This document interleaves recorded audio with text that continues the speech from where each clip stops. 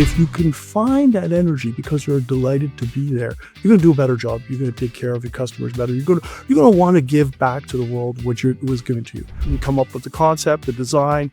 We call it a digital twin, for example, where before you even build anything in the physical world, you've built it in a digital platform.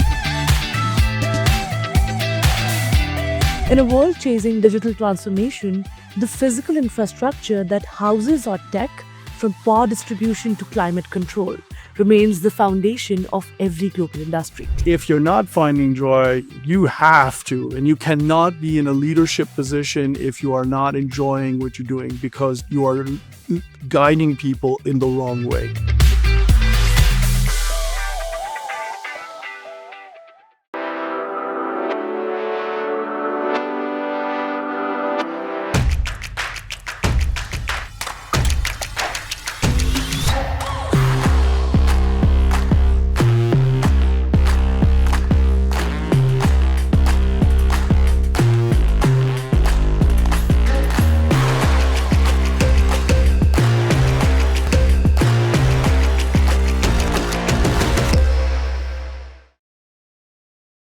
Hi, this is Kripa Anand and welcome to the CanadianSME Small Business Podcast. Today we are looking at the powerhouse of manufacturing and automation. In a world chasing digital transformation, the physical infrastructure that houses our tech, from power distribution to climate control, remains the foundation of every global industry. Joining us today is André Bousette, President and Managing Director of Rittal Limited, Canada. André is a true industry veteran with over 40 years of experience. Having started as an outside sales rep in 1990, he has spent 35 years rising through the ranks to lead Rittal's Canadian operations. Under his leadership, Rittal has become a global leader in enclosure systems and automation, recently establishing a massive new gold standard facility right here in Mississauga.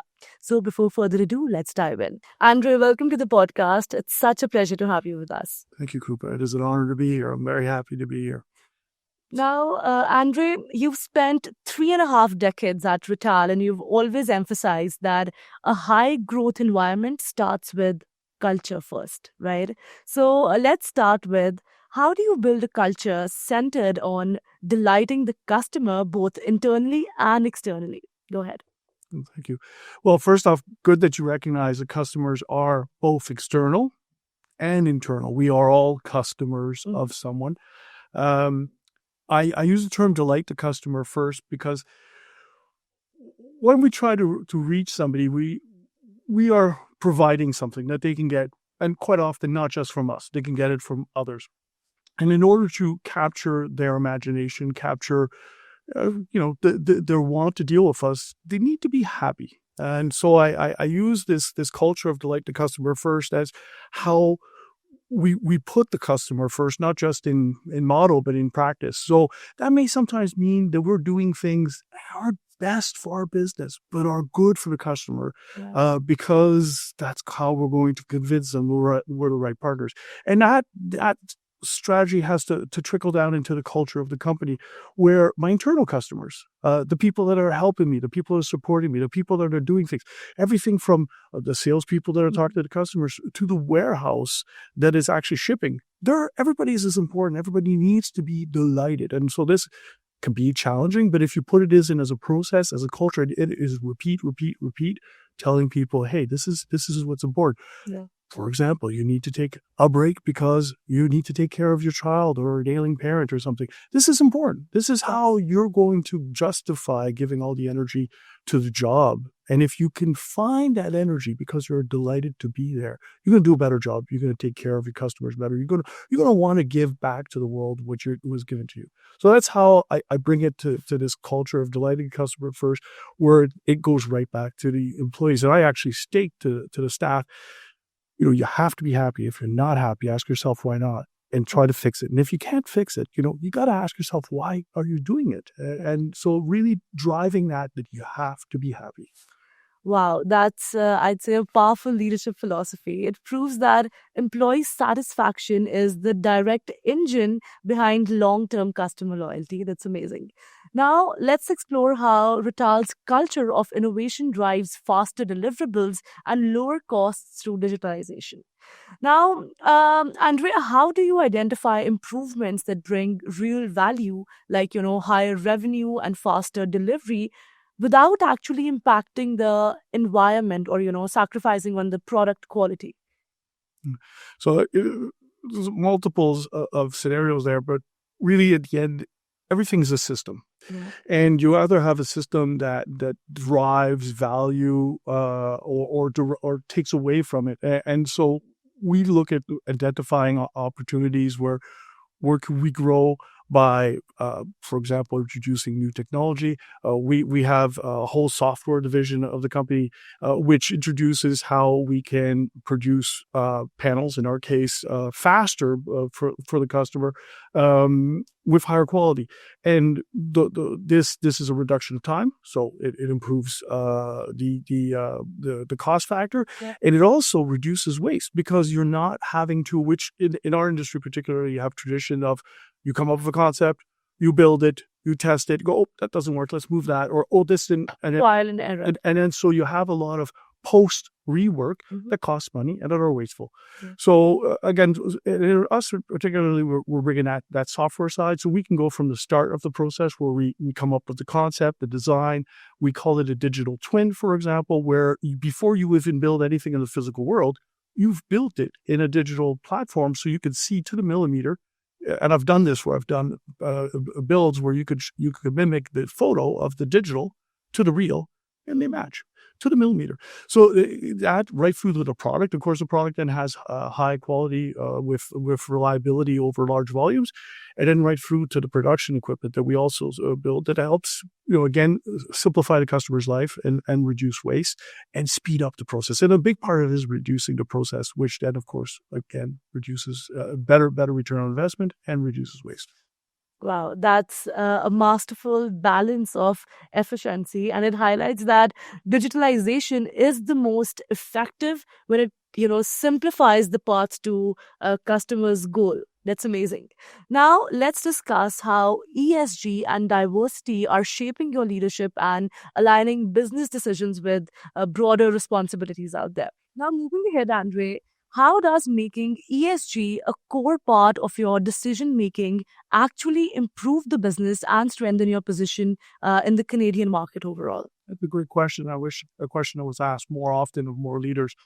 Especially in this current time where there's, I'll say, some amount of pushback, for example, on diversity, on inclusiveness. I understand that to a degree, some people feel these have been overused, but they are still the right compass to follow. Yeah. They are the right direction. And so in making our decisions, in making my decisions, I definitely include that. I have, for example, a gender parity goal. Yeah. I have a diversity goal. And when I say diversity and gender, it's not by fluke. I want it planned. So this is very important that we keep this when it comes to sustainability, when it comes to environment. Sometimes it's easy to say, well, I'll go the cheaper route and I will get my solution. But is it the best? And of course, there's the short-term goals, and in corporate world, there's often this reach for the short-term goal. In my case, I will say that I make decisions in times that are not necessarily the best in the short term. In the long term, pay out very well. And so I think that this is just what should be the norm. And I invite every business leader and really anybody who's working in the corporate world in any way, shape, or form to embrace that and to push back against this pushback we have currently that I will say will not serve us in the long run. Yeah. We will end up having to fix the broken pots down the road. So again, very important to consider that. And I think our responsibility, especially in the leadership positions, that we really embrace that and say, no, hold on. I understand maybe sometimes it goes a little far. Yeah. But let's take those as exceptions and maybe we have to deal with those. But for the general, every day, this is the right compass to follow. Very well articulated. That's a very forward-thinking approach to leadership, Andre, because it confirms that ethical corporate management is a competitive advantage in today's economy. Great. Now, could I add to that just briefly? Please go ahead. It absolutely is. And I think where people forget it is that people have a short-term memory. But if you do it and you are consistent, Yeah. and again, I have 36 years in role, I will walk into conversations and I have immediate power by the fact that I've been there. People know they can track my track record. Yeah. But it's important that you build it based on the right facts, because it takes one bad decision that will cost you a lot of credibility. So absolutely, having that sustainable thought process is very important. Well, definitely, that's a great reminder of being mindful of, everything that you do. That's great, Andre. Thank you so much for adding that. Hello, Canadian manufacturing leaders. Are you looking to modernize your factory flow? Learn from André Bousette of Rittal Limited about how their new Mississauga facility is setting the gold standard and how to leverage the digital twin for better efficiency, and why ESG is the secret weapon for building a sustainable high-growth business in 2026. All right, now we are going to take a short break, but don't go anywhere. We'll be right back to discuss how Rittal's new Mississauga facility is setting the global gold standard for the industry. Stay tuned. Hey, you think you know UPS?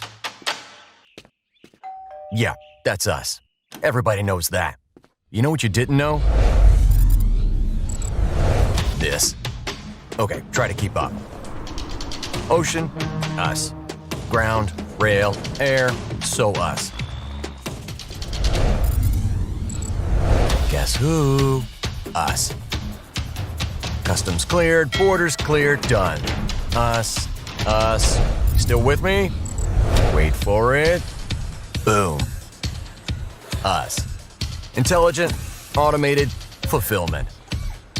Us. Yep. Healthcare too. Digital your thing? Yeah. Well, book it, ship it, track it. You feeling me yet? Yep. That's all us. That's all UPS.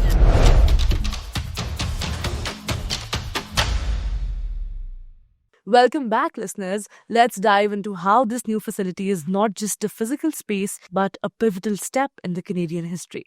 Now, moving ahead, let's look at how your new Mississauga facility sets the global, gold standard for Rittal. Firstly, a huge congratulations for that. So please go ahead and talk about this. Where did it all start from, and how do you envision the future of this? Well, this is, I would say, one of my personal great achievements in my career, because it's not a norm in our company to acquire our buildings, but it just made sense, and it was a business decision. It made financial sense in the long term. Right. We wanted to show the market that we are committed to the market, that we are going to be in Canada, even though we're a foreign company originally. I'm Canadian. All my staff is Canadian. We are here, and that building is I call it forever home. I have probably another decade to go, but there's going to be people continuing after me. And it's a gold standard because when we put it together, we have put a team together that really thought through the process. And I say that now Germany, our headquarters, is coming to us and saying, well, how did you put this together? What are you doing here? Can you give us the benchmarks? And so we are setting the tone for future development in the company of future warehouses. We do benchmarking stats against other subsidiaries, and we're doing very well. We generally are winning those stats. Yeah. And so it's setting that standard of always improving. Now, part of that is that, and I use the reference to Olympic athletes. When an Olympic athlete wins gold, they might take the next day off, maybe one day. But the day after, the back training, because they know they are no longer number one, they now know they're competing with everybody else who knows how they get it and how they're going to catch up to them. And we need the same philosophy, so we drive that in the company. And it's sometimes really silly little things, but making sure that there's no little piece of garbage on the floor. It's just keeping that extra thought process and saying, okay, well, today works well. How do we make it better? How to constantly challenging with the team in a fair and appropriate way, but how do we make it better?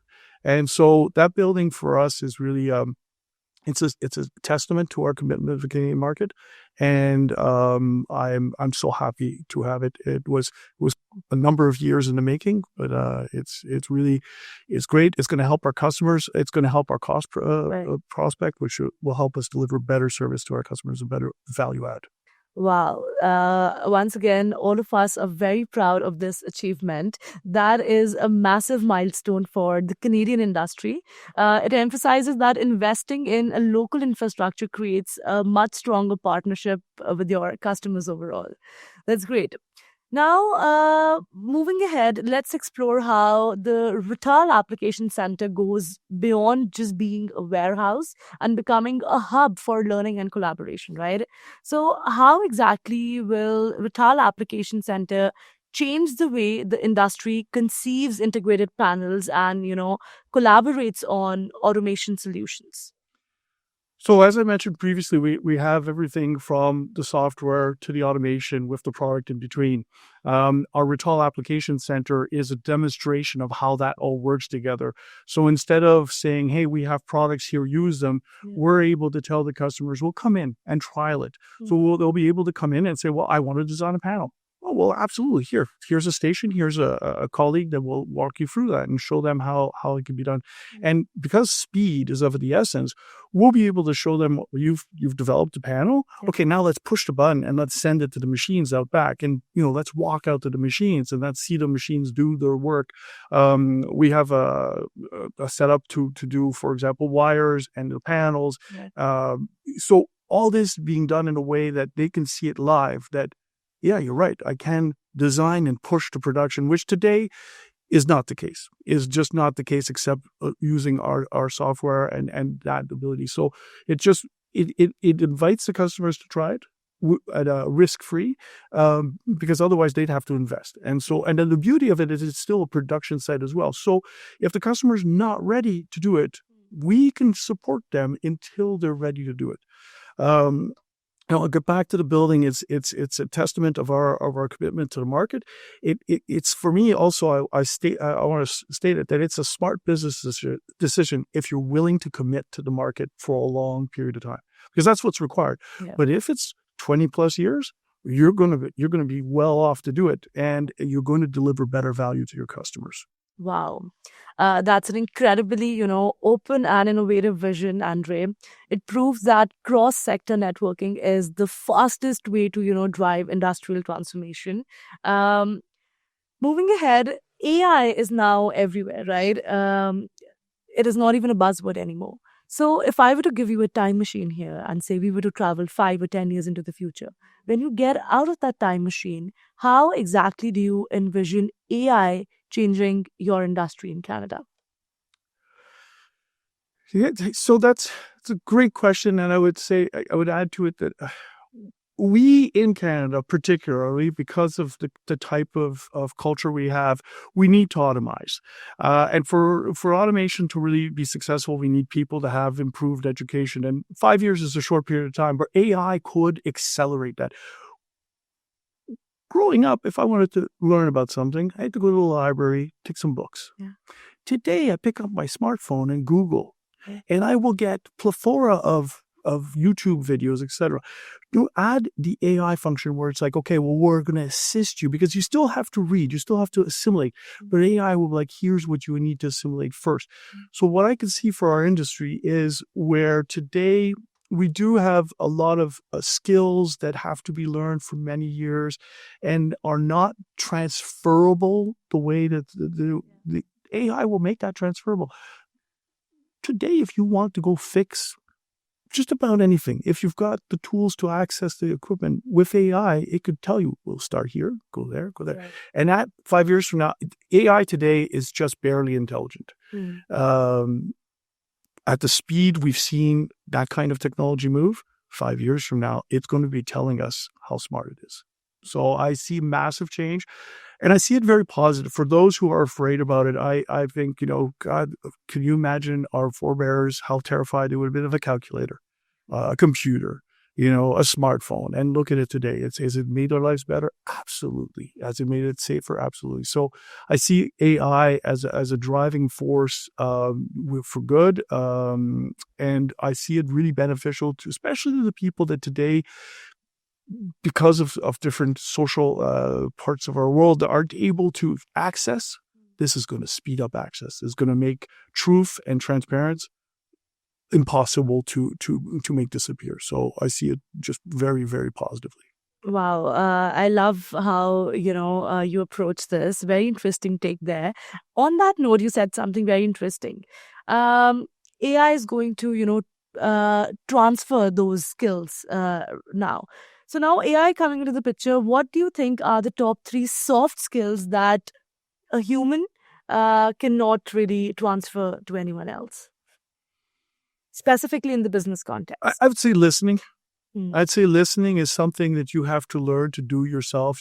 No one can teach you how to listen, because it's, listening is a huge soft skill that is unfortunately in dire lack. I'd say compassion is the next one. It's very easy to get very angry about something. Just on the way here, somebody cut me off because I guess I was a little late in getting in the lane. And I'm thinking, what's the big deal? So compassion would definitely be something that people should dive deep. And I would say a mix of hope and optimism. People need to just, life is hard sometimes, but you get up and keep going. And those things you can't teach people. People have to learn on their own. So I think those are 3. If we could all learn a little bit more, even the ones that have a lot. I have a huge amount of optimism. I'm known for being overly optimistic, but I can still be more optimistic. I can still be more open. And so, yeah, those would be the 3 soft skills I would pick. Well, love that answer. I'm loving this conversation with you, André, and definitely we're going to invite you one more time where we can dive into such deeper conversations. But for now, before we let you go, if there's one final core message that you want the Canadian business owners to listen to specifically about finding joy and willpower in their work, what would you tell them and why? Well, I'll turn that question around a little bit and say, if you're not finding joy, you have to, and you cannot be in a leadership position if you are not enjoying what you're doing, because you are guiding people in the wrong way. Yeah. When asked how I am, I say I'm living the dream. And I often comment, I really am. I'm having a great time. I was just commenting to my colleague here on the way down how, I'm so glad I'm here because I'm having such a good time. And that joy helps me make the right decisions. It helps me make the difficult decisions, because sometimes some decisions are not fun to make. But because I feel the joy, I'm content, I know I'm doing the right thing, it helps me to keep going. And we have to remember, as business leaders, we have the responsibility of people. And that means we need to be showing the light, to be going forward, because why would anybody follow us otherwise? Yeah. So joy is so important. If you're not finding it, do whatever you have to. Take a break. Go see some help. There's search, find that joy, because otherwise you're not in the right place. That's a golden advice. André, it has been such a pleasure having you on the podcast. Thank you so much for being here and doing this. Thank you, Kripa. It was a real joy to be here as well. Thank you. All right, that was an insightful conversation with André Bousette, President of Rittal Limited. We explored the power of customer-centric culture, the new gold standard of Canadian manufacturing, and why ESG is the blueprint for the future. To all the listeners, thank you so much for tuning in to the Canadian SME Small Business Podcast. Be sure to subscribe for more expert insights and visit our website at CanadianSME.ca. And lastly, a very special thank you to our podcast partners, UPS, A1 Global College, ADP, and Google for their ongoing commitment to empowering small businesses in Canada. Until next time, keep shining. Kripa Anand signing off.